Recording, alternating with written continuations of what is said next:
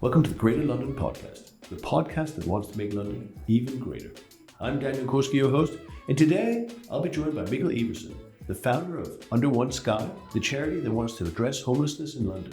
We'll be talking about what causes homelessness, Mikkel's journey from watching things happening on the street to wanting to solve them, how human relations are really as important, perhaps even more important than just the services that we can provide, and how to make London even greater, not just for those who have, but also for those, even if just temporarily, do not have. Please join, share, like. I hope you'll enjoy it. So this is an extremely rich city, but also has a lot of poor people in it. And I've been seeing that the stats for homelessness is in fact rising. What's going on in the city? I think you're completely right. The stats are rising. I think the latest statistics show that there's been about a 20% increase in homelessness over the last year. We all know what's going on with the economy. And so many people live, there's people hanging on a cliffside, right? So the slightest wind and people blow off. And I think that's part of what we're seeing at the moment. And the projections are that homelessness is just going to keep on increasing. Wow. And is there a little bit of a sort of tailwind from COVID as well, where there was such a phenomenal change in the way that the city operated? Are we seeing any kind of impact of that still lingering? You're probably seeing a bit of that, but I think it's quite difficult to put your finger on exactly the dynamics. Even in a pre-COVID situation, tracking homelessness is actually really challenging. The way the data is gathered and so on is quite tricky. So is that because people come in and out of homelessness, or they don't register anywhere, or they move between boroughs? Exactly, loads of those, but actually a lot of people who end up experiencing homelessness for a while, it's a very short while. Some of them might be 1 day, 2 days. They've come maybe from staying at one friend's house, then they have a night or two on the streets, and then they find something else. So it's a super transient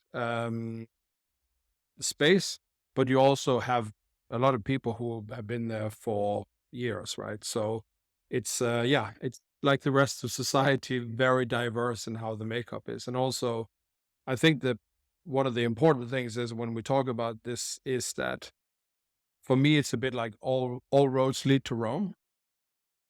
There's no such thing as a homeless person. It's a situation, but people come from many different places. Of course, you have people fleeing war. We have economic hardship. We have domestic abuse. There's so many different factors that drive people towards that. So I think that's the important thing to look at. Where did people come from? And then tailor interventions accordingly? Is that the point? Absolutely. For me, any intervention in that space needs to be human-led, and it needs to be personal, because everyone comes with a different makeup, just like the rest of us. And so if you want to have an effective intervention, we got to look at the root causes of what is driving people to one place. The one thing that you can say about homelessness, though, is there's one common denominator, and that's trauma. And so personal trauma, family trauma. Exactly. Trauma in all the different guises. From a story I often tell is, some years ago, we met a guy by Camden Tube Station. He at the time was serving in Afghanistan, so this is a while back now.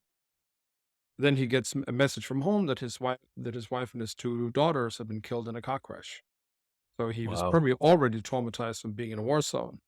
Now suddenly he gets this news and his world falls apart. Of course. But an important statistic about trauma is that close to a third of people on the street say that their situation of being on the street is a result of childhood trauma. Wow. So childhood trauma is huge across the... And I think it's a good place to start, because we all agree that child neglect, child abuse is absolutely unacceptable. These children grow up, and some of them end up on the street, and we look at them through a very different lens. We see them as homeless people. Yeah. They need shelter. They need problems. But is your point that we're too often neglecting the kind of psychological and mental part, and we're sort of, conditioned to focus on the practical, give him a house, give him a bed? I think that's a really key point, because when you look at when we look at people who are traumatized, there's sort of a 3-step approach to getting out of that.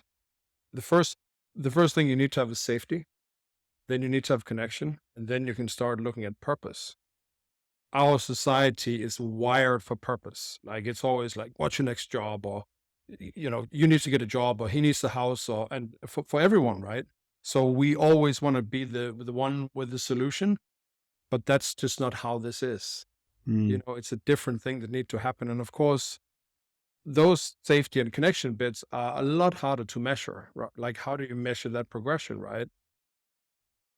But that's where, if we want to do things in a smart way and what science tells us, that's where we have to go. And so that is the safety and the connection bit is what the charity that I run, Under One Sky, what we're focusing is to start, planting those seeds and building those relationships, so you can both understand what's the right path for someone, but also that you give them the sort of the human foundation to stand on, to start actually moving into purpose. And let's come to that, because how did you get into this? You didn't start out as a social campaigner or someone focused. In fact, I recall that you were an oil trader and you studied management. So how did you get into this originally? So it's a it's a question that has a very long story to it, but I'll keep it extremely short. Back 20 years ago, I had my own personal crisis. A few things were going on. And as a product of coming out of that crisis, I had what I guess could best be described as an awakening. The one thing in that was I suddenly had this feeling that my life purpose should be about people. Fast forward 10 years, and actually on that journey, I just started engaging with people on the streets of London. Just opening up, not just going from A to B. And I had met a lot of people who needed support. And I, as you say, wasn't an expert in any social field. I just tried to be a human being. I just tried to be a friend. And so you were just chatting to people that you saw in doorways and exactly, or church hubs. in other places. I mean, and then you strike up a conversation, and someone needs help making a CV to get a job, and another person might need something else. And so it was just really trying to be open to people coming into my life. And in that process, I spent 1 year helping two men who were on the streets, 1 year each. And that's kind of how I see as a bit of my apprenticeship. You mean when you say helping, you were working, I remember you called me at the time. At some point, one of the people you'd been working with needed to go for an interview. I think I gave him a suit or a tie or something like that. And I think you helped him get the job. Is that what you mean, in this case? For both of them? So I think the best way to describe it is I became their number one speed. So that is anything from needing that type of care to receiving phone calls in the middle of the night saying, I'm going to commit suicide. It's the full gamut. It's dealing with all types of scenarios. And of course, we're taking a break for just 1 second on that point, right? But there you are. You're not trained to deal with this. As you said, you're still, like all of us, are kind of getting to grips with our own journeys. And there you're sort of being, not plunged in because you made the choice yourself, but you're being dragged in to deal with some pretty difficult psychological situations. How were you able to deal with that yourself? Well, I guess, firstly, as you say, I made the commitment to be with these people, right? And the way I think life's purpose is learning. The way I look at life is, if life is a big house, then our job is to go and open all the doors and look in all the corners and try everything out. And from that, we grow as human beings, and we become more knowledgeable about how other people feel as well. So I took it in that light. I mean, you just got to deal with things, right? We all being thrown curveballs all the time. And I think that's also about saying there are certain things that aren't my responsibility. I can do the best I can. That's good enough. We don't have to, jump in front of a car to save someone, right? So that was the learning journey for me. And to be honest with you, when we talk about this safety, connection, purpose thing, maybe that was part of my journey into starting in this field. Because as you say, I don't come from this field, and I would by no means say that I'm an expert, because you need loads of experts in a field. I know something, but it gave me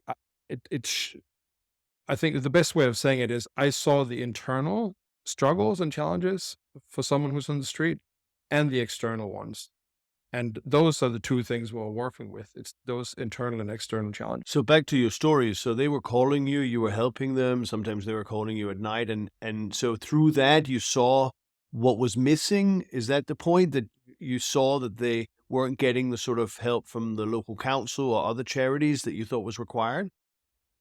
Yeah, I think as soon as you step into that personal engagement bit, you realize that a lot of the services that are available, they're in a building, and they have a front door, and they have opening and closing times, and they have a certain thing they're there to deliver. But us as human beings need a lot more, right? When we don't just need services. And I'm not saying those services aren't valuable. They absolutely are. It's just that we need people in our lives, because sometimes things go wrong. I mean, one of the big learnings is just like accidents can happen all the time, right? And especially when you're sort of on a limb, or trying to get back in society, often things go a bit wrong. And every time things go wrong, it usually has an economic cost. Yeah. Might be £5, And it might happen, £10. and it might happen out of service hours. Absolutely. And plus, actually, that funding isn't available. So I sort of call it slush funding. That's the facilitation funding to get someone back into society that you can't really write a certain name on upfront, but it just happens. And that was one of my big learnings, actually. Is like, how do you create that sort of facilitating infrastructure that means that as soon as someone treads on a pebble, they won't fall over in the ditch. And so practically, the way that Under One Sky does that is to go out onto the streets. I was really lucky enough to join you on one of the walks that you do. But so you walk around, you talk to people, you obviously give them things, but the key is the conversation and the relationship. Is that right? Absolutely. It's about, I'm a huge believer in the power of human connection. And I think it's one of the most undervalued things that we have right at our disposal. And so our main purpose is to be out there to make people feel human, to make them feel seen and heard, but also so they can share why they're there and how there's a potential road out of their situation, right? And some of that goes into the sort of the mental and psychological field, but other things are very practical. And I'll give you a short but very good example of this whole thing about the slush funding and someone listening. Last year, we met a Romanian man at Victoria. His wife had passed away from cancer. He couldn't afford her funeral. He had a mental breakdown. He had then spoken to the Romanian embassy, and they'd given him a ticket to go home. There were just two problems. He didn't have a suitcase to put his stuff in, and he didn't have enough money to go to the airport. That's what I'm talking about. So all we had to do was get him a suitcase, buy him a ticket, and that might be his life changed. But if you don't talk to people, you don't see that things fall through the cracks. Yeah. Just maybe a little bit on a tangent, but you mentioned this individual being from Romania. I think I read somewhere that a little below half of all the homeless people in London probably weren't born in the UK. Does that correspond with your experience? I think you're probably looking at a higher proportion being from the UK. But again, it's not I don't have the straight fact, but just from sort of being around, I think it's a bit more. And it's fluctuating. Yeah. No, I can imagine. It was just that you sort of talk about kind of helping people home to a community and an infrastructure that might be able to support them. Yeah. I can imagine that not every embassy is able, as the Romanian embassy is, to offer people a ticket home.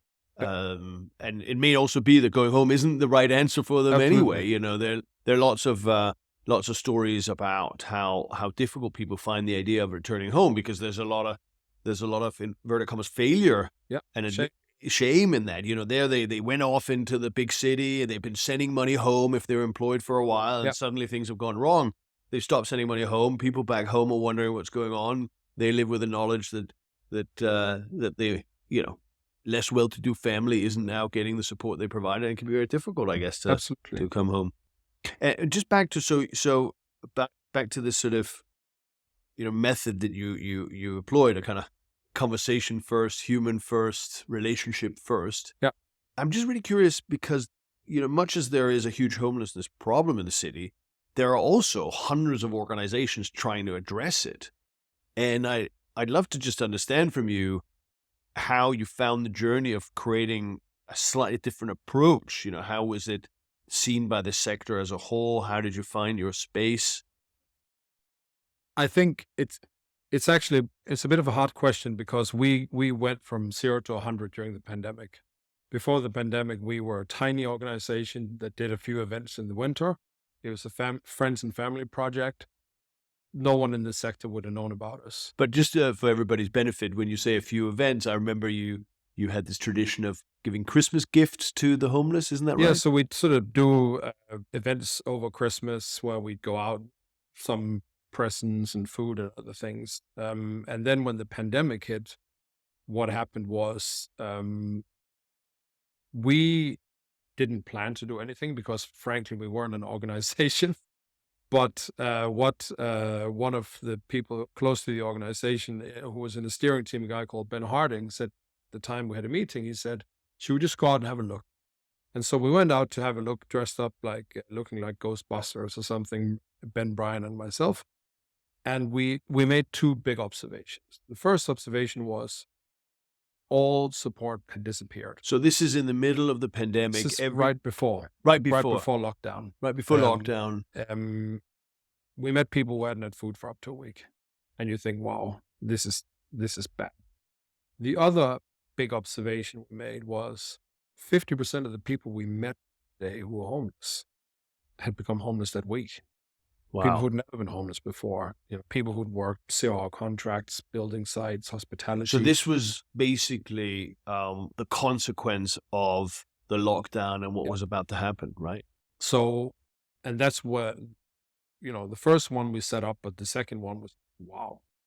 When I was like, I'm not sure that the powers that be are aware of what's going on here. I remember you and I talking at the time, and you described the scene outside of Embankment Station. You said it was a bit like out of a Mad Max film.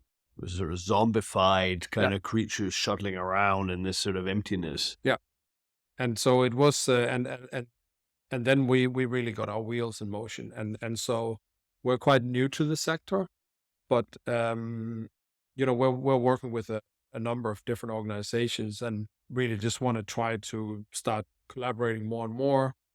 We make that first engagement and we build really strong personal relationships so we can help vouch and also still be there when someone moves on to the next step. And that's also what we're doing. But I think one of the things that what we're driven by is community power. Under One Sky, we define it as a family. And it wouldn't be anything without the community. And I think that's where, for me, one of the big answers lies. Because if we can build strong communities, we can prevent homelessness. I also believe we can prevent domestic abuse, mental health issues, knife crime, loads of stuff. So part of the purpose with Under One Sky is that we sort of see it as a social transformation movement, because you might come out on us for one skywalk, as we call them, and you might never come back again. But I do believe that you're changed. You've seen something else. And that might mean that you go and do something in where you live and start doing community that way. And so this goes back to what you asked about before with the services. There are those services, they have opening hours, but community is 24/7. And you need that kind of donut around the person of community support to actually, before you get to those other services sitting on the outside, this is something that really excites me, because when people start getting involved in community work, they what they experience is real life. They experience that suddenly they become a change agent, and in this case, in London, the way I normally say it is suddenly you become one of the weavers of the story of London. Because and the way you start relating to the city totally changes, because that corner that you might just cycle by on a Thursday, you suddenly have a personal memory. That's where I met Max, so that's where I met someone else, and that's where we had that conversation. And that's the big hope in this for me, is like firing up communities, getting people engaged. And when people get engaged, they realize it's so much more fun than just going back and watching Netflix or doing something else. So you've been on this journey. I mean, this is I love the way that you talk about it, weaving the story of London, threading the kind of community. Do you think that London, just thinking back of this journey that you've been on, do you think that this is becoming easier or harder? Do you think that more and more Londoners are, open to that and wanting to do it? Do you think it's the same as always, or do you think it's getting worse as, we've gone from kind of one crisis to another? I think it's getting better. I mean, I think if we look at also how companies operate, much more relaxed in terms of their HR policies. People can work from home, they can come in, they can do this, they can do that. So, and I mean, ironically, we have some. You mean that's freeing up people to spend some of their day doing things like, skywalking? Absolutely. And it's being prioritized more, like volunteer days and so on. So there's definitely a big push there, and to ever get to grips with this issue, companies need to get involved. So that's, part of our model and strategy is really to work closely with companies. But to go back to your question, I think it is getting easier. I think people are opening up more and more to it. And maybe it's like there's kind of a positive and a negative pull, because you have the positive pull in, as I said, companies making it more acceptable to do stuff like this, and, company hours and so on. But I think there's also a greater and greater pull to find purpose. One of the things some of our volunteers say is that this gives them purpose in life. And maybe being out with you, walking the streets, helping other people. What you learn about yourself, because every person you speak to is a mirror of yourself, right? So by the way I describe these interactions is it's a heart opening experience. And when you start opening your heart, stuff happens, right? Light comes in. And so I think that's we've had a volunteer who was starting AA, and at AA you have to have a higher power, whether that's a religion or something else. And she said, I don't have a religion, so I'm using On One Sky as my higher power. And I mean, motivated by that, it's what gives her purpose. It's what meaning in life, and what gets people up in the morning. That's amazing. And so that's where the real power is, and that power obviously can go anywhere. So I think it is getting easier, and thankfully so, because there's so many things we can do together in society, right? If we get the community to start working together. Of course, we have a cost of living crisis, we have a mental health epidemic, we have so many different things. We have a society that gets more and more fragmented. So this is needed, and politicians can't do this, But how do we then? It's one thing to say politicians can't do it. It's another thing to say that the service offers that are out there are limited in various different ways, quite naturally, because bureaucracies both allow for things and limit things. But at the same time, I'm sure you want to connect some of the things you do to the kind of bigger policy interventions, right? If you really want to make an impact at scale. Yep. How do we do that? So I think that, and it's definitely, if it came across as that's irrelevant, that's definitely not what I meant. But I think that we want to get to a point where you get people engaged in a way where they actually have a personal relationship to these challenges, so that the push that comes is a true, genuine, authentic push, and people have an understanding of what they're pushing for, because then you're going to get that persistent approach, right? You will all get a lot of sign this petition, sign that petition, and we do it, but maybe we don't do anything else. That's okay. I've ticked the box. This is something else. You mean it requires something quite serious by you're way of investing commitment? yourself. Yeah, This becomes part of your life mission. yeah. Becomes part of your sort of highway of legacy lanes, if you want to call it that, and something you really get invested in. And then I think you start getting better solutions because you have more people who have understand More empirically grounded in the experience that they've seen themselves. Yeah, I see that. And of course we know, like, networks, right? More and more, a lot of our growth has come through our network. Volunteers saying, "Oh, my company wants to do something," or this, that, the other.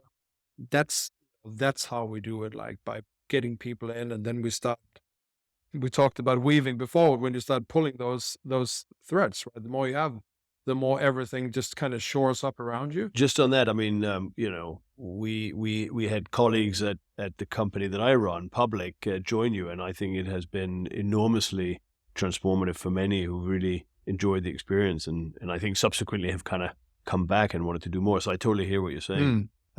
You've always been a really innovative guy. Like, you've always thought about kind of how to evolve things using new technology, digital means. You're operating in a sector that, with the best of phrases, isn't known for being that cutting edge. Yeah. What are some of the things you're thinking about doing that can really supercharge your reach and intervention? Mm-hmm. You're totally right. It's definitely there is a need for technological innovation and solution in this space. Of course, I think one of the issues with charity is that it's always, you're always dependent on other people's funding, and it needs to go to the purpose and so on and so forth. But I think, actually, I think that there are two types of technology we need to speak about here. One is, of course, the technology as we know it, so the technology, if we call it that. The other one is the human technology, and that's what I spoke about before. And that's about creating solutions that actually work from a perspective of how human beings work, as opposed to how we think they should work. And I think there's an interesting intersection between those two, because, and I can't tell you what they look like, but I think if we can start using technology that sort of amplifies or enhances the human technology and how human beings work, then we're suddenly starting to gather data and other things that not just will work within the homelessness space, for example, but that will work in a number of different spaces. Because, as I said before, homelessness is a situation. People came from somewhere else. So we can start reverse engineer if we can tackle the hardest problem. And so that's without being able to say, I think this app, it should be this app, because I have many ideas about different sort of solutions, but there's something that needs to happen to actually create really smart solutions that work for human beings from the perspective of those experiences that those people have had. Interesting. Allowing people who are in this situation to, if you will, co-design some of the solutions rather than be like given, here, use this app. But it may not be what people kind of want to use or feel comfortable reporting on. Because some of it might be very practical, right? Like you could have an app that actually helps engage community and solve practical things. But you might also have an app that measures where someone is on in relation to their trauma. Because what happens when you're traumatized is that you're sort of your band of self-regulation narrows, and you quickly end up in a place where you might hurt yourself or you might hurt someone else. And if, for example, you could start monitoring that, then people can get alerted before it happens. Watch out now, step back, go over in the corner and do some breathing exercises, whatever you need to do. So there's so many things that we could develop, and that's also why I'm so keen on getting companies involved, because that's why I'm saying the resources for those things and the brains and everything else, they sit in the private companies, sector. Yeah, right. The whole purpose of this podcast is to make London greater, and obviously through your work, you're doing that every day. But I kind of want to toss it over to you and say, well, okay, if you could decide what is it that you'd like to see being done differently to solve some of the problems that you're seeing every day on the streets here in London? I'm going to go back to community because I think we know the impact we're having out of community. And also, I firmly believe that with stronger community, you can prevent a lot of people ending up getting into that situation. So what I'd love to see is sort of an investment in the widest sense of the word of community building. And there are so many amazing people who are doing really, really brilliant things. I mean, at a local level, my neighbor Helen, she runs the TRA. She gets applications and money in for community gardening. She does so much stuff, right? But we always have to scrabble for the resources, right? So if there was a way of maybe with the Greater London podcast, turning that into a movement to actually create some kind of Greater London initiative that is focusing on championing those, social entrepreneurs with fire in their belly. And who are already doing things and who may just need a little bit of support in order to scale. Exactly. And bring them together. I mean, we both know that such a huge part of success is network, and actually give these people access to more network. I mean, that's one of the things with the corporates that we're working with now is Bearings, for example. They do small lunches where they bring other people in, and then, so they create network that way. And so something that kind of sits on top that helps bring all these people and resources together. I think would be amazing, because I love this city and I think it's the best city in the world. I think it's the best city in the world because of the mix of people who are here. You have the world in one place, but that's also a huge opportunity because we have the world in one place. And if we could really go in and say, let's make London the best place to live. And I don't think that, of course, money is part of that equation, but it's about culture. It's about the people culture. It's a feeling. I would love to see more spontaneous interaction in life, where actually there was more, more life on the streets, people chatting, people coming more from a perspective of, oh, you're a treasure that I haven't discovered yet, as opposed to, oh, you're separate and you might want to hurt me. That's what I'd love to see. And of course, you build that through community, because community builds trust, and that's safety, just like we spoke about before. And if you can get that in, then suddenly we're going to have the place where we want to live. I mean, one of the things that right at the beginning of starting Under One Sky was the ambition was that I wanted to create a microcosm of the London we wanted to live in. And that's, of course, what I'm trying to expand and kind of roll that love bomb out to the entire city. It's been amazing to have you on the Greater London podcast. In everything that you do, Mikkel, you're obviously making London greater, and I'm really captivated by this idea that we've got to build community. I always say to people when they come, at the start of their career and say to me, what's the thing that I could do in order to succeed? I said, find a community, become part of that community, and build that community. And that can be in your street and in and around issues that you care about, activities you enjoy doing, but be part of and build community, because that's really what sustains you in life. And you're doing it every day in London. Thank you so much for coming on the Greater London podcast. Thank you for having me.